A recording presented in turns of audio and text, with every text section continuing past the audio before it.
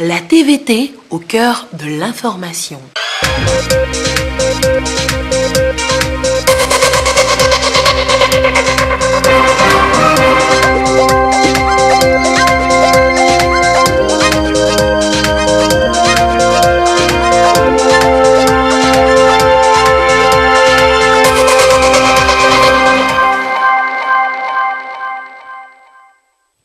Il est l'heure du journal sur la télévision togolaise. Madame, Monsieur, bonsoir et voici les titres de cette édition. Après 24 heures de prorogation, le recensement dans la zone 2 a pris fin ce jeudi. Les retardataires ont eu une journée supplémentaire pour se faire enrôler. Les échos de cette dernière journée dans cette édition. Et puis, le Togo et le Maroc unissent leurs forces dans le domaine de l'enseignement supérieur et de la formation professionnelle. Les jalons de cette coopération ont été posés cette semaine à travers un forum universitaire Maroc-Togo. À découvrir dans cette édition. Voilà pour les titres. D'abord, sachez que le Conseil des ministres s'est réuni ce jeudi au palais de la présidence de la République sous la conduite du chef de l'État, Faure Essozimna Gnazingbe. Nous vous proposerons dans le courant de cette édition le communiqué ayant sanctionné ce conseil. Et puis ce communiqué à présent. Il sera organisé demain 26 octobre 2018 sous le haut patronage de leurs excellences, messieurs Nana Akufo-Addo et Faure Essozimna Gnazingbe, respectivement président de la République du Ghana et président de la République togolaise, et en présence du président de la commission de la CEDEAO, la cérémonie de remise et d'inauguration du poste de contrôle juxtaposé de Nwepé à Kanu. En vue de la participation massive à cette cérémonie solennelle, le ministre de l'Administration territoriale, de la décentralisation et des collectivités locales invite les présidents des institutions de la République, les membres du gouvernement, les membres du bureau de l'Assemblée nationale, les ambassadeurs et représentants des organisations internationales, les directeurs de cabinet, secrétaires généraux et chefs de service des différents ministères, les préfets, les présidents de délégations spéciales, les chefs traditionnels de la région maritime et toutes les populations de la préfecture de Lavé et des préfectures sœurs à se rendre sur le site du poste de contrôle juxtaposé de Nwepé à Kanu. La mise en place doit être terminée à 8 heures précises. Signé le ministre en charge de l'administration territoriale, Payadoa Bopessi.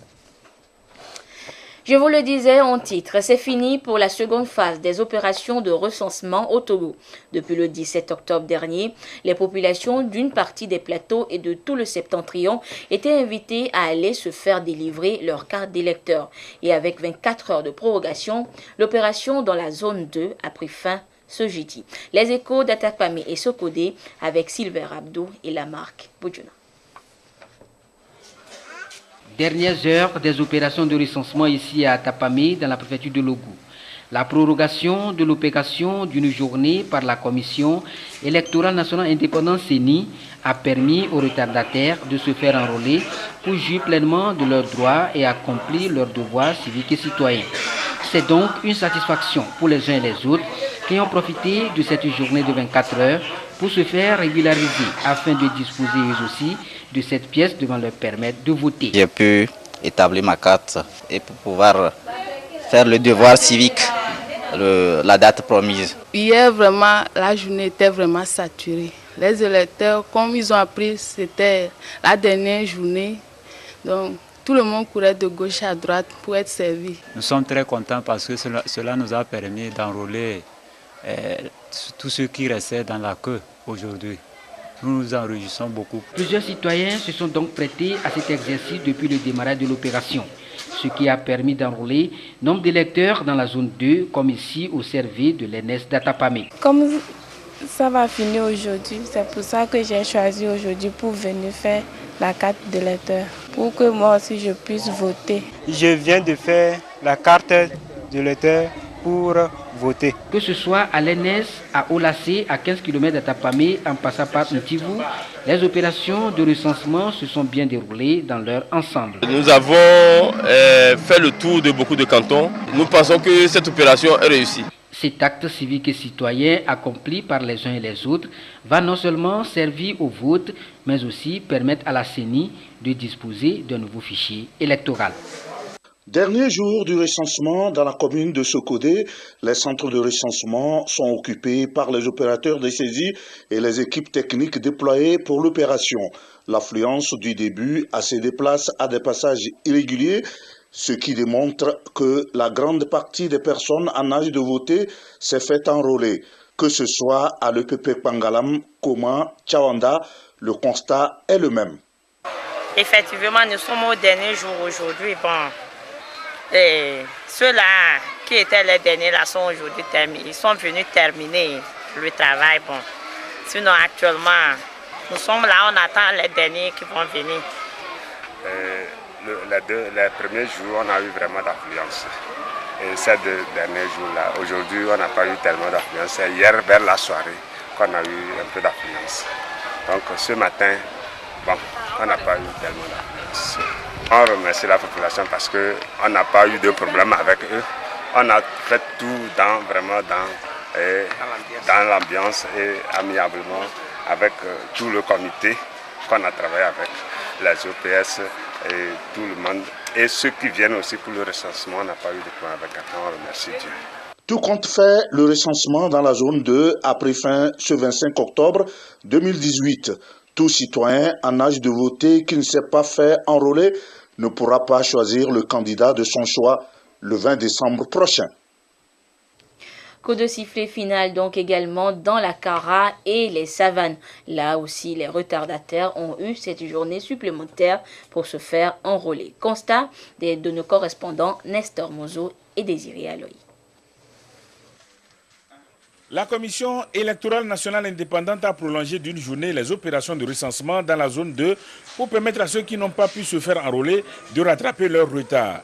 Dans la Commission électorale locale indépendante, Célie Koza, 2 cas de figure se sont présentés aujourd'hui dans les centres de recensement de vote. Dans certains CRV, notamment dans la commune de Kara, des gens continuaient par arriver. Vraiment, nous avons connu des affluences, et surtout de la part de nos jeunes militaires, les recrues. L'affluence était vraiment forte. Il a fallu qu'on nous renforce en kit. Aujourd'hui, nous avons au total 8 kits pour notre CRV et c'est ça qui nous soulage. Nous pensons que jusqu'à la fin de la clôture, on aura satisfait tous ceux-là qui attendent. Quand je viens ici, les gens sont pleins. Je quitte, je vais à l'école. C'est aujourd'hui, je viens de l'école et je suis venu pour faire. Je veux voter pour que mon candidat que je choisis puisse réussir. J'avais voyagé, je viens d'arriver. On m'a dit que c'est le dernier jour de venir très tôt. Et j'ai quitté en même temps pour venir. Le deuxième cas de figure a été observé dans les CRV de la périphérie de la commune et particulièrement dans ceux des zones rurales. Là, les opérateurs de recensement qui, dès les premiers jours, étaient débordés, ne le sont plus. C'est le CRV EPP Adjada. Nous sommes à 34 km de la ville de Kara.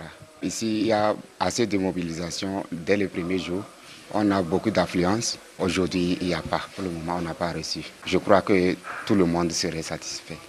Aujourd'hui, les gens ne sortent pas en tant que tels. Et on espère que jusqu'à l'après-midi, il y aura satisfaction de notre part. Parce que si on a augmenté un jour, c'est pour que les retardataires viennent le faire. Donc on les attend toujours. C'est donc le tout dernier jour du recensement dans la zone 2. Les populations ont eu 9 jours pour se faire établir leur carte d'électeur. Le président de la Célie Koza a parcouru certains CRV. Il affiche un sentiment de satisfaction pour l'ensemble de l'opération dans son ressort territorial. Le recensement dans la préfecture de la Koza s'est très bien passé. Nous n'avons presque pas connu d'incident. La population était sortie nombreuse, donc il y avait une forte mobilisation. Et je crois que le dispositif technique qui a été mis sur pied pour faire ce recensement aussi a répondu. Du coup, nous pensons que le bilan est de façon globale satisfaisant.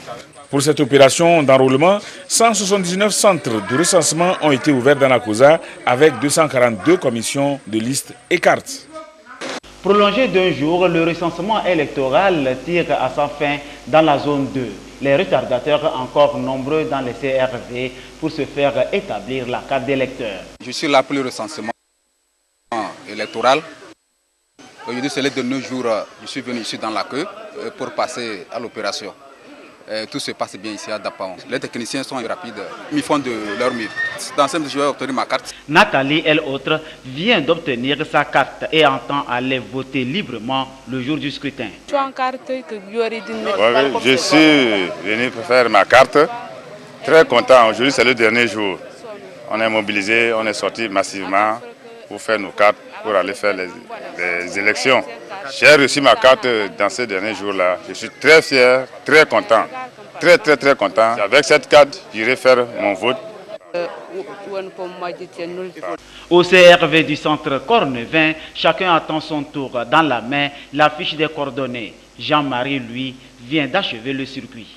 Voilà, c'est le dernier jour de recensement dans la zone 2. Moi, je viens d'avoir ma carte. Et c'est le devoir qui nous appelle, c'est le pays qui nous appelle. Je viens là d'accomplir mon devoir civique. Et je crois qu'avec cette carte, je suis prêt pour les échéances électorales. Et au moment venu, avec cette carte, j'irai porter mon choix sur le candidat qui m'inspire confiance. Donc je suis vraiment fier. Il y a assez d'influence, mais j'ai été aussi matinal. C'est le dernier jour et les OPS toujours à l'œuvre. Le travail, ça marche bien, ça se déroule très bien. Les gens viennent se faire enrouler. Nous sommes à pied d'œuvre, franchement nous sommes à pied d'œuvre. Nous ferons de notre mieux. Notre souhait c'est d'enrouler tout le monde. De Worgou à Bodjopal en passant par camp gendarmerie, Tingban et Tantigou, les citoyens en âge de voter retardataires espèrent obtenir ce précieux sésame qui donne droit au vote. Voilà donc ce qu'on pouvait retenir des 9 jours d'opération de recensement dans la zone 2 au Togo. La 14e journée nationale de la commune togolaise a ouvert ses portes ce matin à Lomé. Cette édition consacrée à la décentralisation financière et à la mobilisation des ressources locales se veut un stimulateur des communes togolaises à atteindre une autonomie financière. Les précisions avec Luc Assi.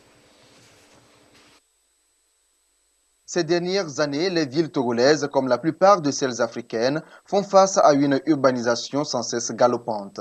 Un phénomène qui s'accompagne de multiples défis liés à la production de services et à la satisfaction des besoins des administrés locaux. Et pour relever ces défis, l'autonomie financière des collectivités locales s'impose.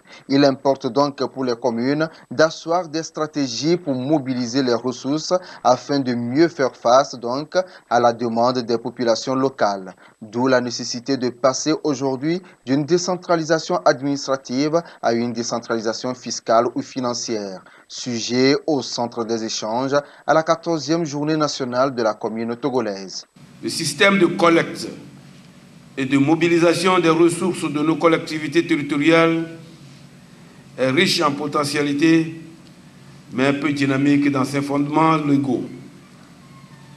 C'est pourquoi nous saluons de vive voix les dernières mesures prises par le gouvernement togolais pour compléter et accompagner la loi sur la décentralisation et le cadre juridique en matière de mobilisation des ressources, notamment le fonds d'appui aux collectivités territoriales, les partenaires publics-privés et le climat des affaires, pour ne citer que cela. La journée nationale de la commune togolaise est la manifestation consacrée à la célébration de la solidarité entre les collectivités locales togolaises qui leur permet d'échanger et de partager les expériences entre elles et avec les collectivités sœurs de la sous-région ouest-africaine, les partenaires au développement et les autres acteurs publics et privés, ainsi que ceux de la société civile intéressés par la chose communale. L'importance des revenus locaux dans la gestion de la municipalité n'est plus à démontrer. Les différents partenaires du Togo ont réaffirmé leur disponibilité à accompagner les communes togolaises dans leur désir d'aller à une décentralisation financière. Et pour cela, ces communes ont l'impérieux devoir de mobiliser les moyens techniques, humains et financiers pour en faire un catalyseur de développement local. Les efforts des collectivités locales dans tous ces domaines d'intervention ne sont possibles que parce qu'elles disposent des moyens financiers correspondants.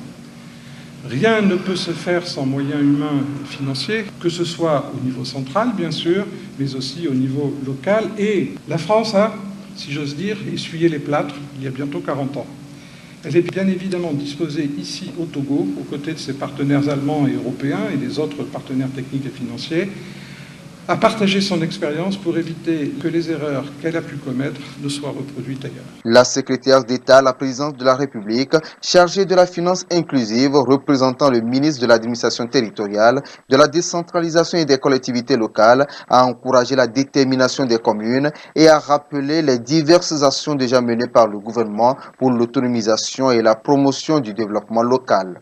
Ces initiatives collectives témoignent de l'intérêt collectif affiché par le bureau exécutif de l'Union des communes du Togo depuis plusieurs années. Et pour illustrer, je m'en vais vous citer quelques réalisations de l'année 2018 qui ont consisté à l'appui à 5 communes dans l'élaboration des fichiers des contribuables, l'appui à l'élaboration de 5 plans de développement communaux, le financement des projets eau, hygiène et assainissement, l'appui à l'amélioration des prestations en matière d'état civil dans 5 communes. Le thème choisi pour cette 14e édition, je cite, « Décentralisation financière et mobilisation des ressources locales, enjeux et perspectives pour les collectivités locales togolaises » est un des chantiers lancés par le chef de l'État en matière de décentralisation. La richesse des communications qui seront présentées témoigne encore une fois de l'importance que l'UCT accorde à la politique du gouvernement dans ses efforts de conduite progressive des collectivités territoriales de notre pays vers une décentralisation réussie. Offrir des services de qualité à la population est la finalité d'une décentralisation réussie. La conférence inaugurale de cette journée, axée sur la décentralisation financière et la réussite de la décentralisation, expérience croisée en Afrique francophone et anglophone, interpelle tous les acteurs communaux à œuvrer davantage en s'inspirant des cas de réussite d'ailleurs pour le bien-être de leurs administrés.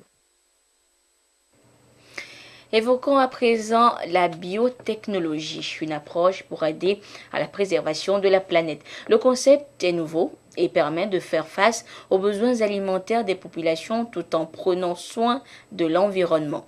Le Togo ayant ratifié le protocole de Cartagena sur le sujet, il est l'heure d'élaborer un plaidoyer pour la prise en compte de la biosécurité dans les politiques sectorielles. Les précisions avec Narcisse Patinde et Prudence Zissou. D'importants stocks de produits OGM, organismes génétiquement modifiés, sont déversés chaque jour sur les marchés avec des risques sur la santé des populations. Une situation due à la porosité des frontières et au non-respect des normes biosécurité dans les secteurs du commerce, de l'agriculture et de l'élevage. Et pourtant, le protocole de Cartagena ratifié par le Togo fixe les mesures en matière de prévention des risques biotechnologiques. Pour rectifier le tir, le Togo devra disposer d'un cadre juridique institutionnel en la matière. Ces acteurs relevant des différentes structures de l'État préparent ici un plaidoyer sur l'intégration de cette nouvelle approche dans les politiques et plans sectoriels. Les OGM, c'est vrai que d'une part, ça peut être une contribution pour le développement, mais au même moment, comme vous le savez, tout élément de développement comporte également des risques. Et c'est pour ça qu'il faut pouvoir prendre des mesures d'abord avant de s'y engager. Les douaniers qui sont au niveau des frontières, ils doivent maîtriser comment on identifie, quelles sont les méthodes pour identifier un produit OGM. S'ils ne le savent pas, ça ne peut pas avancer. Et c'est pour ça que cette rencontre a été organisée pour permettre à chaque structure de comprendre l'étendue donc de ses responsabilités et pouvoir intégrer donc cet aspect-là dans le développement des plans qui sont conçus à leur niveau. Au-delà de la vulgarisation du plan d'action pour l'intégration de la prévention des risques biotechnologiques, ces acteurs vont également travailler pour une meilleure mise en œuvre du protocole de Cartagena. Aujourd'hui, la technologie avance de façon fulgurante et il y a beaucoup de produits qu'on est en train de fabriquer. Alors, il faudrait que chaque pays puisse se doter des outils nécessaires pour vraiment prévenir les maladies ou du moins les maux qui peuvent atteindre sa population. Et donc c'est pour ça que dans nos politiques, nous devons intégrer cette question des risques biotechnologiques. À terme, une stratégie nationale sur la biosécurité sera nécessaire pour le Togo. Une démarche judicieuse pour un pays conscient de l'apport important que pourrait avoir cette technologie dans les secteurs comme l'agriculture et la santé. Et restons toujours dans la préservation de l'écosystème avec cette fois les bioénergies. Le secteur est en plein essor et est considéré comme un atout dans la lutte contre les changements climatiques sur la planète.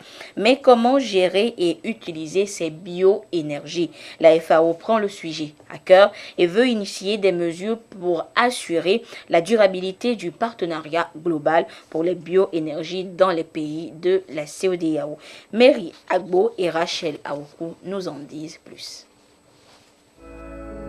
Pour une lutte efficace et durable contre les changements climatiques, les regards se tournent vers les bioénergies.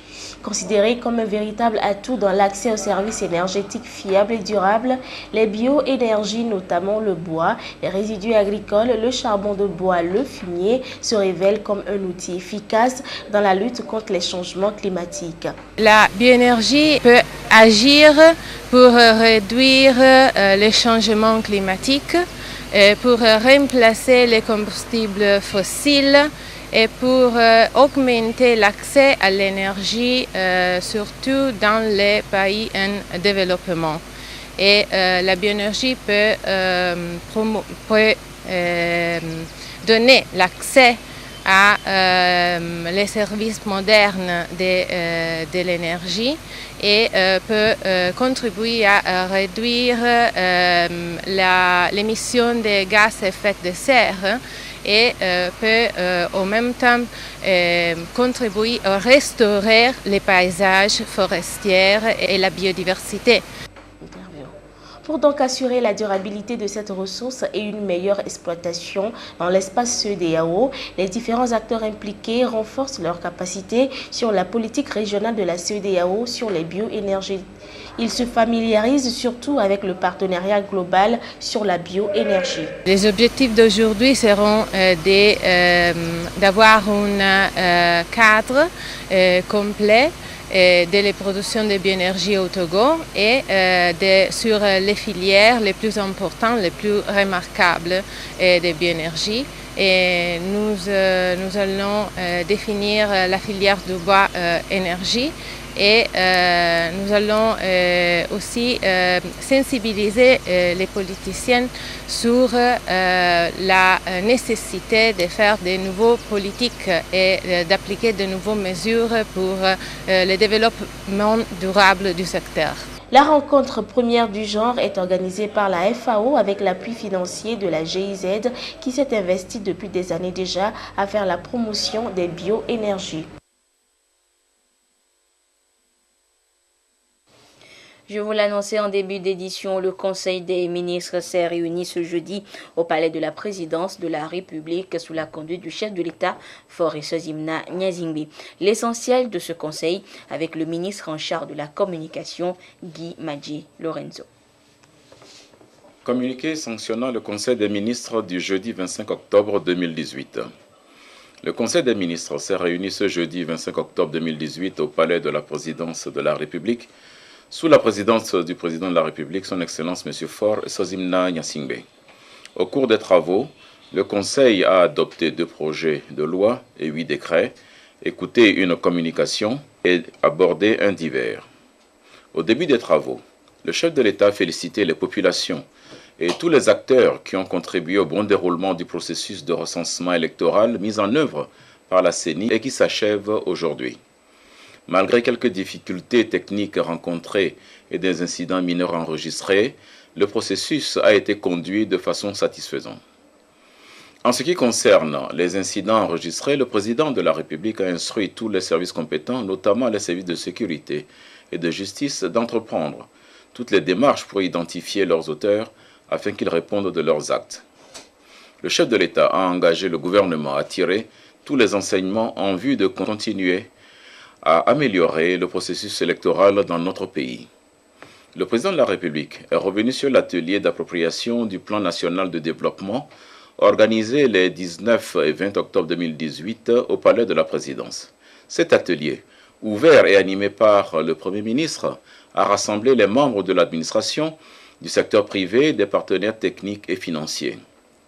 Au cours de cet atelier d'appropriation, Une communication relative au 3e forum de coopération sino-africain, FOCAC, tenu à Beijing du 2 au 4 septembre 2018, a été présentée aux participants en présence de son Excellence Monsieur l'ambassadeur de la République populaire de Chine au Togo.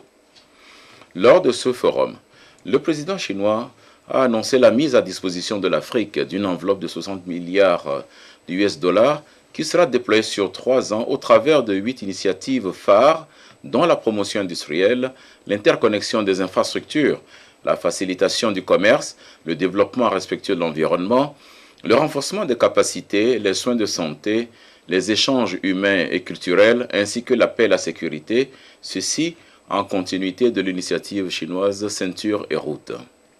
Un lien entre les 3 axes du PND et les 8 initiatives phares du FOCAC a été établi et, ensemble, administration, secteur privé et partenaires techniques et financiers ont travaillé sur les projets prioritaires qui sous-tendent la mise en œuvre du PND. Le chef de l'État a donné des instructions aux administrations pour se rendre plus disponibles et attentives aux préoccupations du secteur privé appelé à jouer un rôle primordial dans l'exécution du plan national de développement. Prenant la parole, le Premier ministre a exprimé l'admiration du gouvernement à l'endroit du président de la République pour ces orientations qui ont permis le bon déroulement du recensement électoral. Le Premier ministre a tenu à souligner que tous les partenaires auxquels le PND a été présenté ont marqué leur appréciation sur la qualité et le pragmatisme de ce plan. Il a rassuré le chef de l'État que l'ensemble du gouvernement fera les efforts nécessaires afin que sa vision au travers du PND soit véritablement traduite dans la réalité pour le bien-être de nos populations. Au titre des projets de loi, le premier projet de loi adopté par le Conseil institue les juridictions commerciales en République togolaise. Sous l'impulsion de son Excellence Monsieur le Président de la République, le gouvernement met en œuvre un ambitieux programme visant à améliorer le climat des affaires dont l'un des volets est consacré à l'exécution des contrats qui concernent spécialement le fonctionnement et l'organisation de la justice commerciale. C'est ainsi qu'au tribunal de Lomé, des chambres commerciales ont été créées et fonctionnent à travers un protocole d'accord qui, tout en garantissant les bonnes pratiques, ne comble pas le vide quant à la base légale de la procédure. En effet, suivant l'article 84 de la Constitution, les règles fixant la procédure devant les tribunaux judiciaires et administratifs sont fixées par la loi. Le présent projet de loi, inspiré des principes universels d'une justice de qualité et des règles dictées par l'OHADA, vient régulariser cette situation en créant les tribunaux et en instituant la procédure à suivre devant les juridictions commerciales. Le deuxième projet de loi adopté par le Conseil est relatif à la protection des données à caractère personnel. Ce projet de loi met en place un cadre juridique institutionnel qui offre une protection plus efficace des libertés et droits fondamentaux des personnes physiques à l'égard de leurs données à caractère personnel. Il précise notamment la définition de la notion de données à caractère personnel, les exigences de conformité légale des traitements des données à caractère personnel, les droits des personnes dont les données à caractère personnel font l'objet d'un traitement et crée une instance nationale de protection des données à caractère personnel.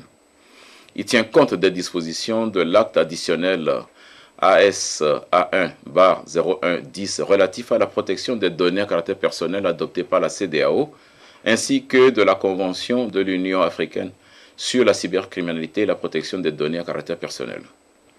Au titre des décrets, le Conseil des ministres a adopté 8 décrets, dont 4 portant création et organisation de l'École nationale des auxiliaires médicaux d'Atakwame, Tchévié, Balimé et d'Apaon, et 4 portant création et organisation de l'École nationale des sages-femmes d'Atakwame, de Tchévié, de Balimé et de Dapaon. La politique de redynamisation du secteur de la santé, composante du 3e axe du plan national de développement 2018-2022, comporte notamment le renforcement en ressources humaines à travers la multiplication et la déconcentration des centres de formation. Dans cette logique, que le gouvernement a décidé de créer des écoles d'auxiliaires médicaux et de sages-femmes à Dapaon, Atakwame, Balimé et Tchévié. Ces écoles, ouvertes à la rentrée scolaire 2018-2019, vont constituer, avec les facultés de sciences de la santé des universités de Lomé et de Kara, un véritable vivier de formation en ressources humaines destiné à améliorer l'offre de soins en qualité et en quantité. Au titre de la communication, Le Conseil a également écouté une communication présentée par le ministre des Mines et de l'Énergie relative au projet d'approvisionnement du Togo en gaz naturel liquéfié auprès de la Guinée équatoriale. Face à l'impératif de l'accès universel à l'énergie à l'horizon 2030, il est apparu nécessaire de rechercher de nouvelles dynamiques et de nouveaux schémas de partenariat, mais aussi de recourir à la mutualisation des efforts et des moyens dans le secteur de l'énergie. C'est dans ce cadre que le ministère des Mines et des Hydrocarbures de la République de Guinée équatoriale a manifesté sa volonté de coopérer avec le ministère des Mines et de l'Énergie du Togo dans le secteur de l'énergie, particulièrement dans le domaine de l'approvisionnement en gaz naturel liquéfié, le GNL. Après les échanges préliminaires, les deux parties ont décidé d'explorer la possibilité de réaliser des infrastructures de stockage et de regazéification du GNL pour alimenter les centrales thermiques du Togo. Au titre des divers, dans les divers, le Premier ministre a convié les membres du gouvernement à la cérémonie d'inauguration du poste frontalier juxtaposé de Noépé, le vendredi 26 octobre 2018, en présence de leurs excellences, messieurs les chefs d'État du Togo et du Ghana. Un communiqué du ministre de l'administration territoriale, de la décentralisation des collectivités locales précisera les différents corps conviés et l'heure de la mise en place. Fait à Lomé le 25 octobre 2018, le Conseil des ministres. Et je vous donne lecture une fois encore de ce communiqué justement. Il sera organisé demain 26 octobre 2018 sous le haut patronage de leurs excellences messieurs Nana Akufo-Addo et Faure Eswazimna Nyazingbe, respectivement président de la République du Ghana et président de la République togolaise, et en présence du président de la commission de la CEDEAO. La cérémonie de remise et d'inauguration du poste de contrôle juxtaposé de Noépé à Kano.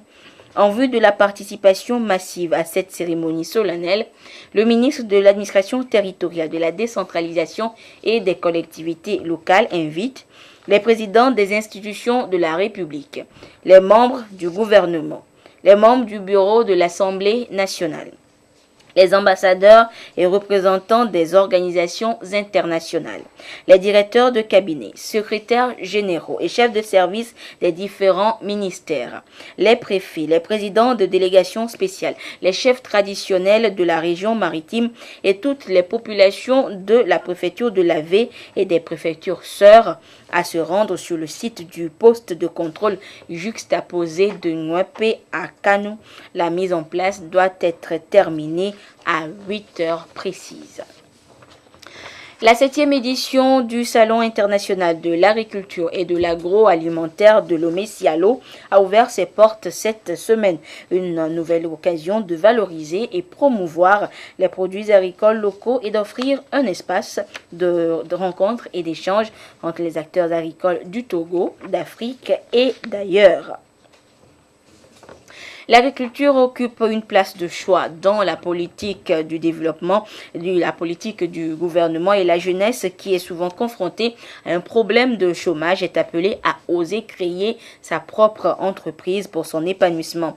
L'entrepreneuriat agricole est en marche et plusieurs mécanismes sont d'ailleurs élaborés pour accompagner techniquement et financièrement les jeunes qui s'y aventurent. Au Salon international de l'agriculture et de l'agroalimentaire de Lomé-Sialo, donc, l'entrepreneuriat jeune est valorisé. Et Dem Sousoupo nous le fait découvrir dans le dossier qui suit.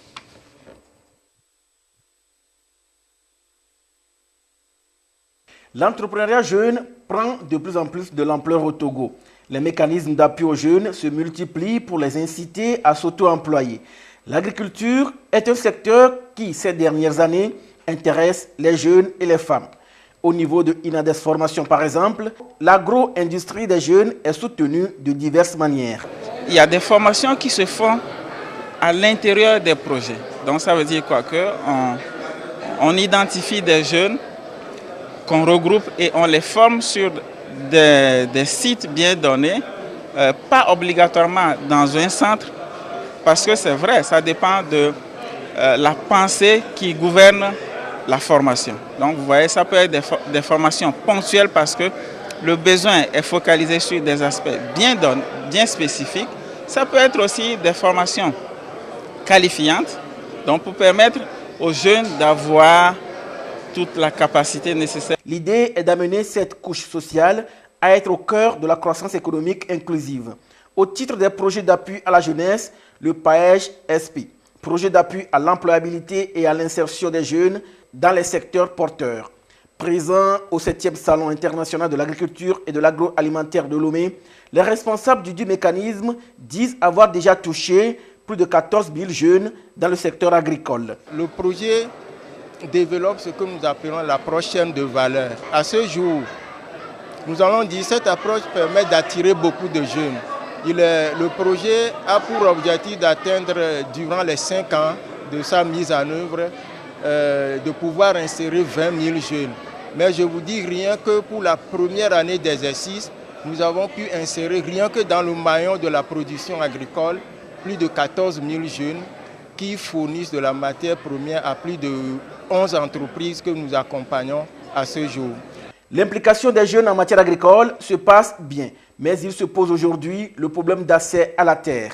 La question de l'accès de la terre aux jeunes est une question assez épineuse parce que je me rappelle bien que nous avions par le passé travaillé avec le PNUD à identifier effectivement des jeunes qui doivent suivre des formations et bénéficier d'appuis financiers pour travailler la terre et même aller à la transformation. Mais la question qui s'est posée, ou bien à laquelle on a fait face, c'est l'accès à la terre.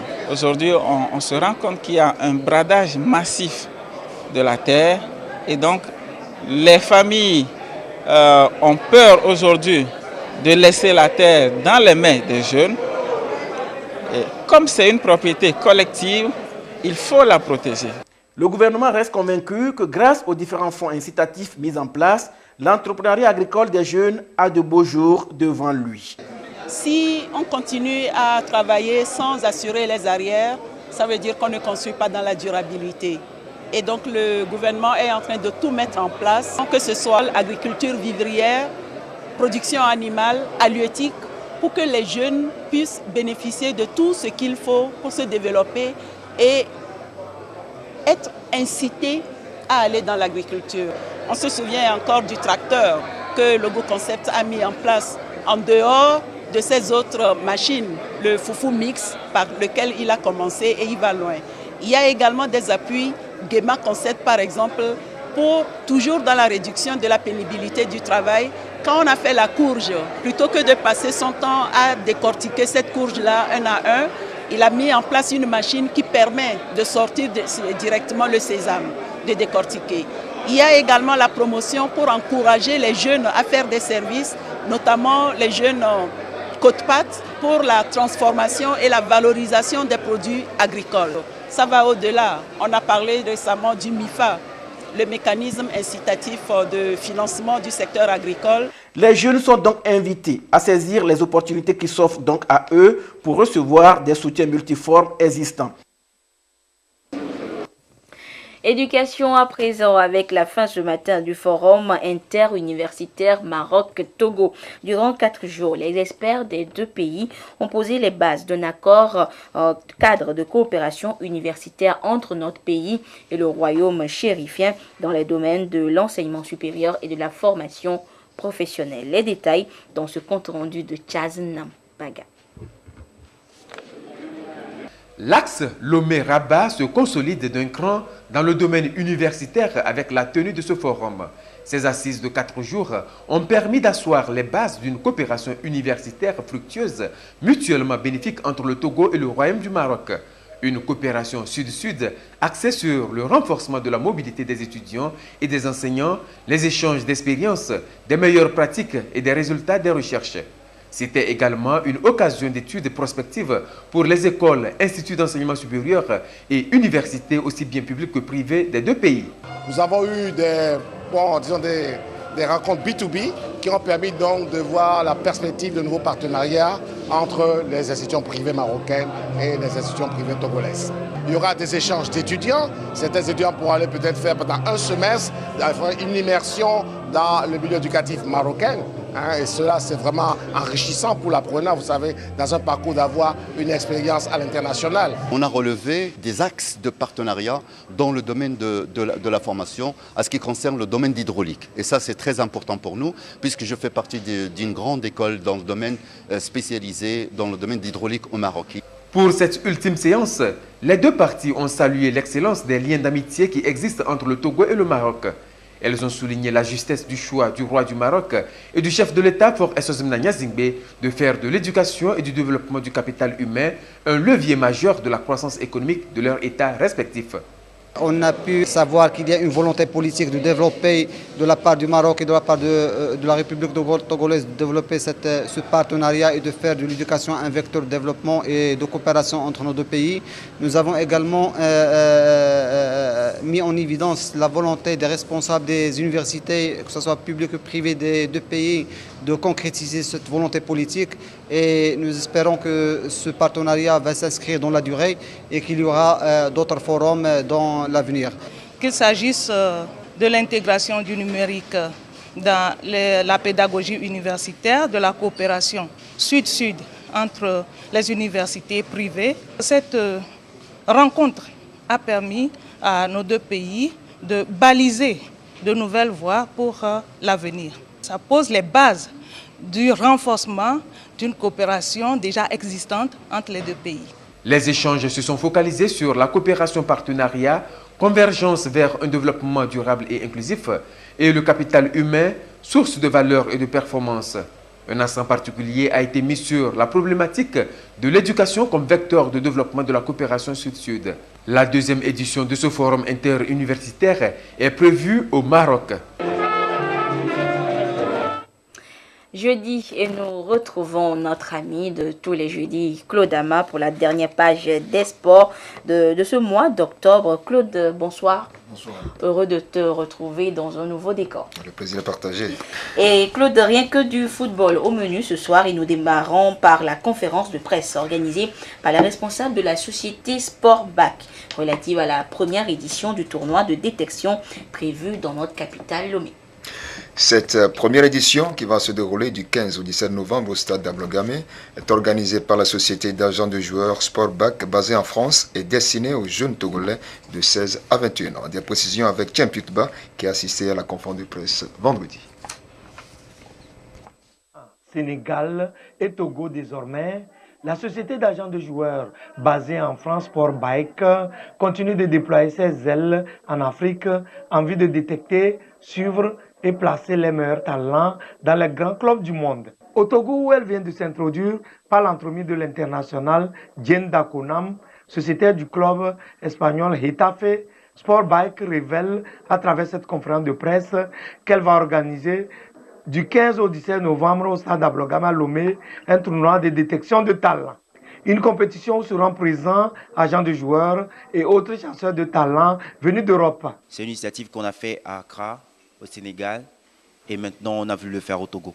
Ce tournoi va se dérouler par un match de 20 x 2 pour tous les clubs. Il y aura les clubs, même structurés ou pas, mais qu'ils soient organisés.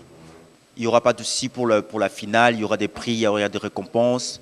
Il y aura même une surprise qu'on va faire pour les joueurs qui ont la finale, qui pourront pouvoir se déplacer pour le match du Togo pour l'Algérie. Bon à retenir aussi, l'aspect technicité des joueurs sera primordial lors de ce tournoi. L'aspect technique est très important, les touchés de balle, la vision de jeu, tout ce qu'un grand agent peut voir chez un joueur ou un grand entraîneur peut voir chez un joueur. Parce qu'on en a besoin là maintenant. Le Togo en a besoin. On a besoin d'avoir de bons joueurs pour prendre la relève. Donc il y aura un truc vraiment fin là-dessus par rapport au talent des joueurs. Donc je précise que c'est pourquoi on a demandé au club de nous amener leurs plus bons joueurs. Au tournoi de détection de la société d'agents de joueurs Sportback, 16 clubs de jeunes de 16 à 21 ans sont attendus. Et Claude, après la salle, place à la pelouse avec la 4e édition du tournoi de la Renaissance de Cloto qui a connu son apothéose le 12 octobre à Paligny. En finale, sur la pelouse du grand stade Palimé, ce sont les Swallows de Lomé qui sont allés dicter leur loi à Renaissance de Yokele à la suite de l'épreuve des nerfs 4-2 temps réglementaire, un but partout. Afrim Johnson pour le résumé. Après 2 mois de spectacle, l'heure avait sonné le 14 octobre 2018 pour connaître la meilleure des 20 équipes participantes à la 4e édition du tournoi Renaissance Cloto. Pour ce faire, Swallows de Lomé, habillé en blanc, rayé d'orange, et son adversaire, Renaissance de Yokele, paré de bleu, devait se départager. Une finale à l'entame très équilibrée, marquée d'abord par la bataille en milieu de terrain, puis des velléités de part et d'autre. C'est Swallows qui est plus chanceux à ce jeu, avec l'ouverture du score dès la 16e minute, grâce à Moses Elijah. Blessés par ce coup, les Bleus de Yokele étaient décidés. Les choses ne devaient donc pas en rester là. Et à force de presser Swallows, Renaissance parvient finalement à trouver la faille par l'entremise d'Alfred Okain. L'égalité est rétablie avant la pause. Renaissance 1, Swallows 1. La seconde période, tout aussi animée que la première, ne verra malheureusement pas les filets trembler. Les deux formations s'en remettent alors à la providence à travers une séance de tir au but qui sourit à Swallows 4-2.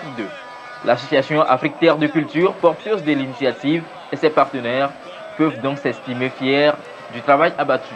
C'est bien passé, sans couac, sans violence.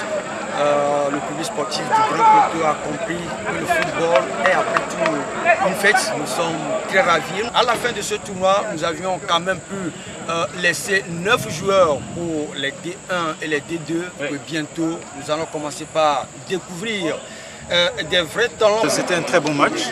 C'est une bonne initiative de permettre à nos jeunes de pouvoir pratiquer ce sport-là qui est... Le sport, c'est la santé, mais au-delà de la santé, aujourd'hui, le football est devenu une activité à part entière. Et permettre à nos jeunes de pouvoir s'entraîner, de pouvoir échanger et créer cette émulation est une chose importante. Histoire de clôturer en toute beauté, les organisateurs n'ont pas laissé les équipes repartir les mains vides.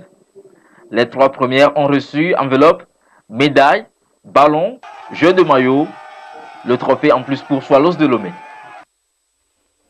Oui, voilà Rita, ainsi se referme la dernière part des sports du mois d'octobre. Samedi, Jean, Kofi, Edji et moi retrouverons nos amis télésportifs à travers le magazine Sport et Détente pour d'autres infos sportives.